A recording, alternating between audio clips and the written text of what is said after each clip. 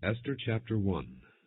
This is what happened during the time of Xerxes, the Xerxes who ruled over 127 provinces stretching from India to Cush.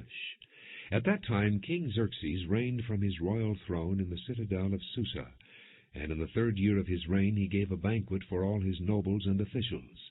The military leaders of Persia and Media, the princes, and the nobles of the provinces were present. For a full 180 days he displayed the vast wealth of his kingdom and the splendor and glory of his majesty. When these days were over, the king gave a banquet lasting 7 days in the enclosed garden of the king's palace for all the people from the least to the greatest who were in the citadel of Susa. The garden had hangings of white and blue linen, fastened with cords of white linen and purple material to silver rings on marble pillars. There were couches of gold and silver on a mosaic pavement of porphyry, marble, mother of pearl, and other costly stones. Wine was served in goblets of gold, each one different from the other, and the royal wine was abundant, in keeping with the king's liberality. By the king's command each guest was allowed to drink in his own way, for the king instructed all the wine stewards to serve each man what he wished. Queen Vashti also gave a banquet for the women in the royal palace of King Xerxes. On the 7th day, when King Xerxes was in high spirits from wine, he commanded the 7 eunuchs who served him, Mehuman, Biztha, Harbona, Bigtha, Abagtha, Zethar, and Carcass, to bring before him Queen Vashti, wearing her royal crown, in order to display her beauty to the people and nobles, for she was lovely to look at. But when the attendants delivered the king's command, Queen Vashti refused to come. Then the king became furious and burned with anger. Since it was customary for the king to consult experts in matters of law and justice, he spoke with the wise men who understood the times and were closest to the king, Carshena, Shethar, Admatha, Tarshish, Meres, Marsena, and Memucan, the 7 nobles of Persia and Media who had special access to the king and were highest in the kingdom. According to law, what must be done to Queen Vashti, he asked. She has not obeyed the command of King Xerxes that the eunuchs have taken to her. Then Memucan replied in the presence of the king and the nobles, Queen Vashti has done wrong, not only against the king, but also against all the nobles and the peoples of all the provinces of King Xerxes. For the queen's conduct will become known to all the women, and so they will despise their husbands and say, King Xerxes commanded Queen Vashti to be brought before him, but she would not come. This very day the Persian and Median women of the nobility who have heard about the queen's conduct will respond to all the king's nobles in the same way. There will be no end of disrespect and discord. Therefore, if it pleases the king, let him issue a royal decree, and let it be written in the laws of Persia and Media, which cannot be repealed, that Vashti is never again to enter the presence of King Xerxes. Also let the king give her royal position to someone else who is better than she. Then when the king's edict is proclaimed throughout all his vast realm, all the women will respect their husbands, from the least to the greatest. The king and his nobles were pleased with this advice, so the king did as Memucan proposed. He sent dispatches to all parts of the kingdom, to each province in its own script, and to each people in its own language, proclaiming in each people's tongue that every man should be ruler over his own household. Esther chapter 2. Later, when the anger of King Xerxes had subsided, he remembered Vashti and what she had done, and what he had decreed about her. Then the king's personal attendants proposed, Let a search be made for beautiful young virgins for the king. Let the king appoint commissioners in every province of his realm to bring all these beautiful girls into the harem at the citadel of Susa. Let them be placed under the care of Hegai, the king's eunuch, who is in charge of the women, and let beauty treatments be given to them. Then let the girl who pleases the king be queen instead of Vashti. This advice appealed to the king, and he followed it. Now there was in the citadel of Susa a Jew of the tribe of Benjamin named Mordecai, son of Jair, the son of Shimei, the son of Kish, who had been carried into exile from Jerusalem by Nebuchadnezzar, king of Babylon, among those taken captive with Jehoiakim, king of Judah. Mordecai had a cousin named Hadassah, whom he had brought up because she had neither father nor mother. This girl, who was also known as Esther, was lovely in form and features, and Mordecai had taken her as his own daughter when her father and mother died. When the king's order and edict had been proclaimed, many girls were brought to the citadel of Susa and put under the care of Hegai. Esther also was taken to the king's palace and entrusted to Hegai, who had charge of the harem. The girl pleased him and won his favor. Immediately he provided her with beauty treatments and special food. He assigned to her 7 maids selected from the king's palace, and moved her and her maids into the best place in the harem. Esther had not revealed her nationality and family background, because Mordecai had forbidden her to do so. Every day he walked back and forth near the courtyard of the harem to find out how Esther was and what was happening to her. Before a girl's turn came to go into King Xerxes, she had to complete 12 months of beauty treatments prescribed for the women, 6 months with oil of myrrh, and 6 with perfumes and cosmetics. And this is how she would go to the king. Anything she wanted was given her to take with her from the harem to the king's palace.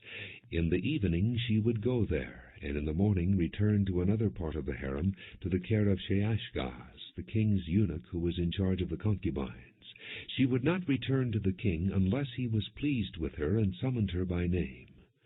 When the turn came for Esther, the girl Mordecai had adopted, the daughter of his uncle Abihail, to go to the king, she asked for nothing other than what Hegai, the king's eunuch who was in charge of the harem, suggested, and Esther won the favor of everyone who saw her.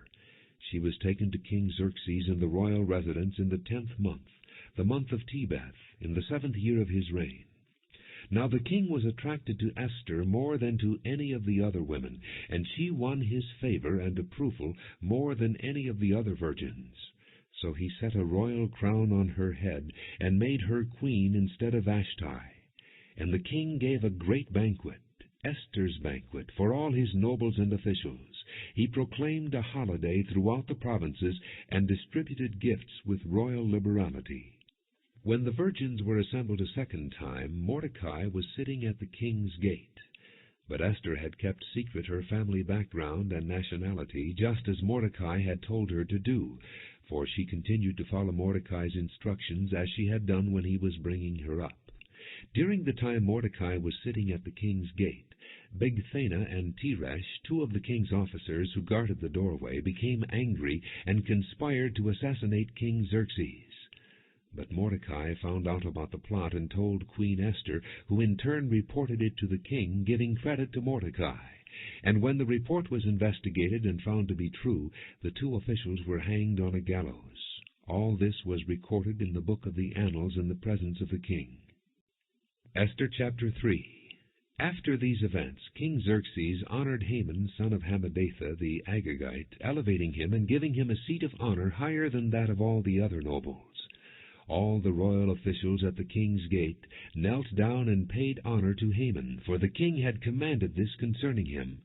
But Mordecai would not kneel down or pay him honor. Then the royal officials at the king's gate asked Mordecai, "Why do you disobey the king's command?" Day after day they spoke to him, but he refused to comply. Therefore they told Haman about it, to see whether Mordecai's behavior would be tolerated, for he had told them he was a Jew. When Haman saw that Mordecai would not kneel down or pay him honor, he was enraged. Yet having learned who Mordecai's people were, he scorned the idea of killing only Mordecai. Instead, Haman looked for a way to destroy all Mordecai's people, the Jews, throughout the whole kingdom of Xerxes. In the 12th year of King Xerxes, in the 1st month, the month of Nisan, they cast the pur, that is the lot, in the presence of Haman to select a day and a month. And the lot fell on the 12th month, the month of Adar. Then Haman said to King Xerxes, "There is a certain people dispersed and scattered among the peoples in all the provinces of your kingdom, whose customs are different from those of all other people, and who do not obey the king's laws. It is not in the king's best interest to tolerate them. If it pleases the king, let a decree be issued to destroy them, and I will put 10,000 talents of silver into the royal treasury for the men who carry out this business." So the king took his signet ring from his finger, and gave it to Haman, son of Hammedatha the Agagite, the enemy of the Jews. "Keep the money," the king said to Haman, "and do with the people as you please." Then on the 13th day of the first month the royal secretaries were summoned. They wrote out in the script of each province, and in the language of each people, all Haman's orders to the king's satraps, the governors of the various provinces, and the nobles of the various peoples. These were written in the name of King Xerxes himself, and sealed with his own ring.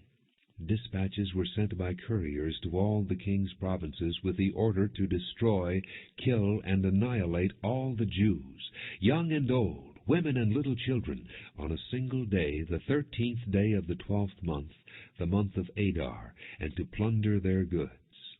A copy of the text of the edict was to be issued as law in every province, and made known to the people of every nationality, so they would be ready for that day.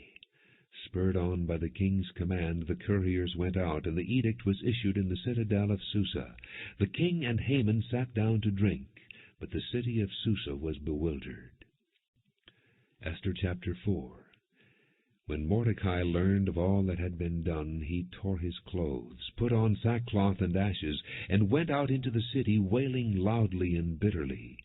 But he went only as far as the king's gate, because no one clothed in sackcloth was allowed to enter it. In every province to which the edict and order of the king came, there was great mourning among the Jews, with fasting, weeping, and wailing. Many lay in sackcloth and ashes. When Esther's maids and eunuchs came and told her about Mordecai, she was in great distress. She sent clothes for him to put on instead of his sackcloth, but he would not accept them. Then Esther summoned Hathach, one of the king's eunuchs assigned to attend her, and ordered him to find out what was troubling Mordecai and why. So Hathach went out to Mordecai in the open square of the city in front of the king's gate. Mordecai told him everything that had happened to him, including the exact amount of money Haman had promised to pay into the royal treasury for the destruction of the Jews. He also gave him a copy of the text of the edict for their annihilation, which had been published in Susa, to show to Esther and explain it to her, and he told him to urge her to go into the king's presence to beg for mercy and plead with him for her people. Hathach went back and reported to Esther what Mordecai had said. Then she instructed him to say to Mordecai, "All the king's officials and the people of the royal provinces know that for any man or woman who approaches the king in the inner court without being summoned, the king has but one law, that he be put to death. The only exception to this is for the king to extend the gold scepter to him and spare his life. But 30 days have passed since I was called to go to the king." When Esther's words were reported to Mordecai, he sent back this answer, "Do not think that because you are in the king's house, you alone of all the Jews will escape. For if you remain silent at this time, relief and deliverance for the Jews will arise from another place, but you and your father's family will perish. And who knows but that you have come to royal position for such a time as this?" Then Esther sent this reply to Mordecai, "Go, gather together all the Jews who are in Susa, and fast for me. Do not eat or drink for 3 days, night or day. I and my maids will fast as you do. When this is done, I will go to the king, even though it is against the law. And if I perish, I perish." So Mordecai went away and carried out all of Esther's instructions. Esther chapter 5. On the 3rd day Esther put on her royal robes and stood in the inner court of the palace, in front of the king's hall.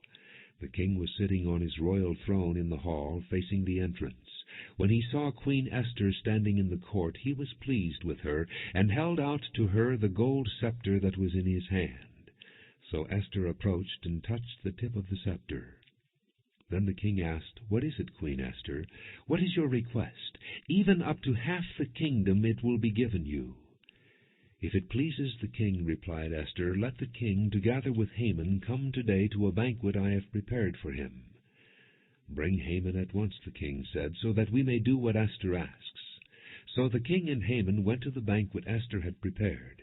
As they were drinking wine, the king again asked Esther, "Now what is your petition? It will be given you. And what is your request? Even up to half the kingdom it will be granted." Esther replied, "My petition and my request is this. If the king regards me with favor, and if it pleases the king to grant my petition and fulfill my request, let the king and Haman come tomorrow to the banquet I will prepare for them. Then I will answer the king's question." Haman went out that day happy and in high spirits. But when he saw Mordecai at the king's gate and observed that he neither rose nor showed fear in his presence, he was filled with rage against Mordecai. Nevertheless Haman restrained himself and went home. Calling together his friends and Zeresh his wife, Haman boasted to them about his vast wealth, his many sons, and all the ways the king had honored him, and how he had elevated him above the other nobles and officials. "And that's not all," Haman added. "I'm the only person Queen Esther invited to accompany the king to the banquet she gave, and she has invited me along with the king tomorrow. But all this gives me no satisfaction as long as I see that Jew Mordecai sitting at the king's gate." His wife Zeresh and all his friends said to him, "Have a gallows built, 75 feet high, and ask the king in the morning to have Mordecai hanged on it. Then go with the king to the dinner and be happy." This suggestion delighted Haman, and he had the gallows built. Esther chapter 6. That night the king could not sleep, so he ordered the book of the Chronicles, the record of his reign, to be brought in and read to him. It was found recorded there that Mordecai had exposed Bigthana and Teresh, two of the king's officers who guarded the doorway, who had conspired to assassinate King Xerxes. "What honor and recognition has Mordecai received for this?" the king asked. "Nothing has been done for him," his attendants answered. The king said, "Who is in the court?" Now Haman had just entered the outer court of the palace to speak to the king about hanging Mordecai on the gallows he had erected for him. His attendants answered, "Haman is standing in the court." "Bring him in," the king ordered. When Haman entered, the king asked him, "What should be done for the man the king delights to honor?" Now Haman thought to himself, "Who is there that the king would rather honor than me?" So he answered the king, "For the man the king delights to honor, have them bring a royal robe the king has worn, and a horse the king has ridden, one with a royal crest placed on its head. Then let the robe and horse be entrusted to one of the king's most noble princes. Let them robe the man the king delights to honor, and lead him on the horse through the city streets, proclaiming before him, 'This is what is done for the man the king delights to honor.'" "Go at once," the king commanded Haman. "Get the robe and the horse, and do just as you have suggested for Mordecai the Jew, who sits at the king's gate. Do not neglect anything you have recommended." So Haman got the robe and the horse. He robed Mordecai and led him on horseback through the city streets, proclaiming before him, "This is what is done for the man the king delights to honor." Afterward Mordecai returned to the king's gate. But Haman rushed home with his head covered in grief, and told Zeresh his wife and all his friends everything that had happened to him. His advisers and his wife Zeresh said to him, "Since Mordecai, before whom your downfall has started, is of Jewish origin, you cannot stand against him. You will surely come to ruin." While they were still talking with him, the king's eunuchs arrived and hurried Haman away to the banquet Esther had prepared. Esther chapter 7. So the king and Haman went to dine with Queen Esther, and as they were drinking wine on that second day, the king again asked, "Queen Esther, what is your petition? It will be given you. What is your request? Even up to half the kingdom it will be granted." Then Queen Esther answered, "If I have found favor with you, O king, and if it pleases your majesty, grant me my life. This is my petition. And spare my people. This is my request. For I and my people have been sold for destruction and slaughter and annihilation. If we had merely been sold as male and female slaves, I would have kept quiet, because no such distress would justify disturbing the king." King Xerxes asked Queen Esther, "Who is he? Where is the man who has dared to do such a thing?" Esther said, "The adversary and enemy is this vile Haman." Then Haman was terrified before the king and queen. The king got up in a rage, left his wine, and went out into the palace garden. But Haman, realizing that the king had already decided his fate, stayed behind to beg Queen Esther for his life. Just as the king returned from the palace garden to the banquet hall, Haman was falling on the couch where Esther was reclining. The king exclaimed, "Will he even molest the queen while she is with me in the house?" As soon as the word left the king's mouth, they covered Haman's face. Then Harbona, one of the eunuchs attending the king, said, "A gallows 75 feet high stands by Haman's house." He had it made for Mordecai, who spoke up to help the king. The king said, "Hang him on it." So they hanged Haman on the gallows he had prepared for Mordecai. Then the king's fury subsided. Esther chapter 8. That same day King Xerxes gave Queen Esther the estate of Haman, the enemy of the Jews. And Mordecai came into the presence of the king, for Esther had told how he was related to her. The king took off his signet ring, which he had reclaimed from Haman, and presented it to Mordecai. And Esther appointed him over Haman's estate. Esther again pleaded with the king, falling at his feet and weeping. She begged him to put an end to the evil plan of Haman the Agagite, which he had devised against the Jews. Then the king extended the gold scepter to Esther, and she arose and stood before him. "If it pleases the king," she said, "and if he regards me with favor and thinks it the right thing to do, and if he is pleased with me, let an order be written overruling the dispatches that Haman, son of Hammedatha the Agagite, devised and wrote to destroy the Jews in all the king's provinces. For how can I bear to see disaster fall on my people? How can I bear to see the destruction of my family?" King Xerxes replied to Queen Esther and to Mordecai the Jew, "Because Haman attacked the Jews, I have given his estate to Esther, and they have hanged him on the gallows. Now write another decree, in the king's name, in behalf of the Jews, as seems best to you, and seal it with the king's signet ring, for no document written in the king's name and sealed with his ring can be revoked." At once the royal secretaries were summoned. On the 23rd day of the 3rd month, the month of Sivan, they wrote out all Mordecai's orders to the Jews, and to the satraps, governors, and nobles of the 127 provinces stretching from India to Cush. These orders were written in the script of each province, and the language of each people, and also to the Jews in their own script and language. Mordecai wrote in the name of King Xerxes, sealed the dispatches with the king's signet ring, and sent them by mounted couriers, who rode fast horses especially bred for the king. The king's edict granted the Jews in every city the right to assemble and protect themselves, to destroy, kill, and annihilate any armed force of any nationality or province that might attack them and their women and children, and to plunder the property of their enemies. The day appointed for the Jews to do this in all the provinces of King Xerxes was the 13th day of the 12th month, the month of Adar. A copy of the text of the edict was to be issued as law in every province, and made known to the people of every nationality, so that the Jews would be ready on that day to avenge themselves on their enemies. The couriers, riding the royal horses, raced out, spurred on by the king's command, and the edict was also issued in the citadel of Susa.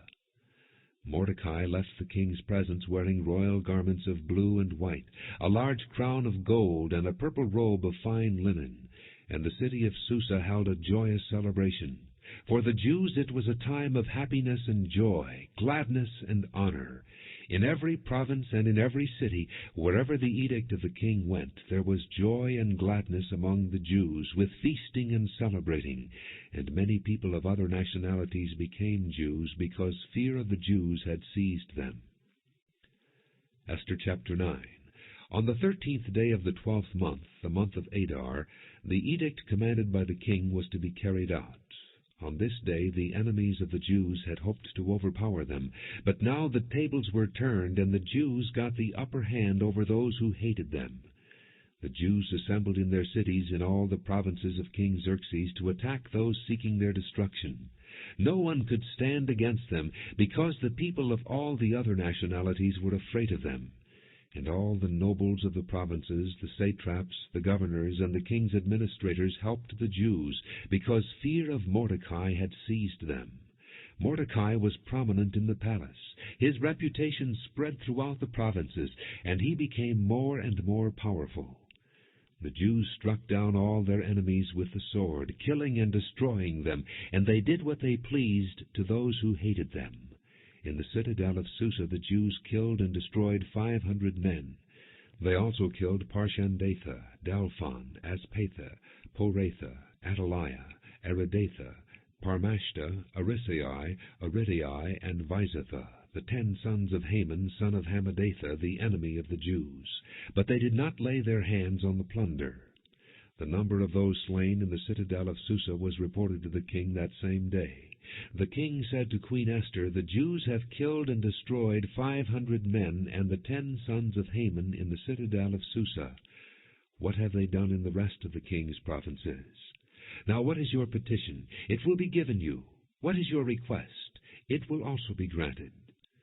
"If it pleases the king," Esther answered, "give the Jews in Susa permission to carry out this day's edict tomorrow also, and let Haman's 10 sons be hanged on gallows." So the king commanded that this be done. An edict was issued in Susa, and they hanged the 10 sons of Haman. The Jews in Susa came together on the 14th day of the month of Adar, and they put to death in Susa 300 men, but they did not lay their hands on the plunder. Meanwhile, the remainder of the Jews who were in the king's provinces also assembled to protect themselves and get relief from their enemies. They killed 75,000 of them, but did not lay their hands on the plunder. This happened on the 13th day of the month of Adar, and on the 14th they rested and made it a day of feasting and joy. The Jews in Susa, however, had assembled on the 13th and 14th, and then on the 15th they rested and made it a day of feasting and joy. That is why rural Jews, those living in villages, observe the 14th of the month of Adar as a day of joy and feasting, a day for giving presents to each other. Mordecai recorded these events, and he sent letters to all the Jews throughout the provinces of King Xerxes, near and far, to have them celebrate annually the 14th and 15th days of the month of Adar, as the time when the Jews got relief from their enemies, and as the month when their sorrow was turned into joy, and their mourning into a day of celebration. He wrote them to observe the days as days of feasting and joy, and giving presents of food to one another, and gifts to the poor. So the Jews agreed to continue the celebration they had begun, doing what Mordecai had written to them. For Haman, son of Hammedatha the Agagite, the enemy of all the Jews, had plotted against the Jews to destroy them, and had cast the pur, that is, the lot, for their ruin and destruction. But when the plot came to the king's attention, he issued written orders that the evil scheme Haman had devised against the Jews should come back onto his own head, and that he and his sons should be hanged on the gallows. Therefore these days were called Purim, from the word pur. Because of everything written in this letter, and because of what they had seen and what had happened to them, the Jews took it upon themselves to establish the custom that they and their descendants and all who joined them should without fail observe these 2 days every year, in the way prescribed and at the time appointed. These days should be remembered and observed in every generation by every family, and in every province and in every city. And these days of Purim should never cease to be celebrated by the Jews, nor should the memory of them die out among their descendants. So Queen Esther, daughter of Abihail, along with Mordecai the Jew, wrote with full authority to confirm this second letter concerning Purim.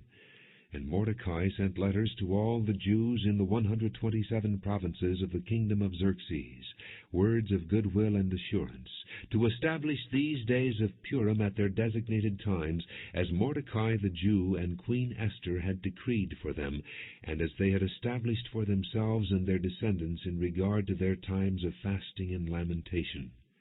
Esther's decree confirmed these regulations about Purim, and it was written down in the records. Esther chapter 10. King Xerxes imposed tribute throughout the empire to its distant shores, and all his acts of power and might, together with a full account of the greatness of Mordecai to which the king had raised him, are they not written in the book of the annals of the kings of Media and Persia? Mordecai the Jew was second in rank to King Xerxes, preeminent among the Jews, and held in high esteem by his many fellow Jews, because he worked for the good of his people and spoke up for the welfare of all the Jews.